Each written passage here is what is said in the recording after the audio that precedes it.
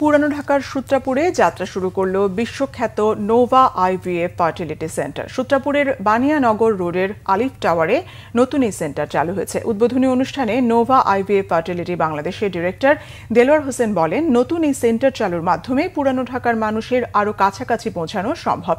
এই উদ্যোগ অনেক দম্পতিকে আশা এবং আনন্দের নতুন পথ দেখাবে বলে প্রত্যাশা তার। আরও বক্তব্য রাখেন Nova IVF regional head, east India ও কান্ট্রি হেড বাংলাদেশ মাহিনা খানওয়ানি এবং আইভিএফ এর senior consultant doctor Hasna Hena Parvin. Nova IVF fertility দক্ষিণ পূর্ব এশিয়ার শীর্ষস্থানীয় আইভিএফ চেইন, যাদের রয়েছে ৬২টি শহরে ১০৪টি সেন্টার এবং ৯৫,০০০-এর অধিক আইভিএফ সফলতা। বাংলাদেশে তাদের ২টি পরিপূর্ণ সেন্টার চালু আছে পান্থপথ ও বনানীতে। নোভা আইভিএফ ফার্টিলিটি বাংলাদেশের প্রথম আইভিএফ সেন্টার যারা আন্তর্জাতিক প্রোটোকল অনুসরণ করে বন্ধ্যাত্ব এবং আইভিএফ চিকিৎসা দিয়ে থাকে।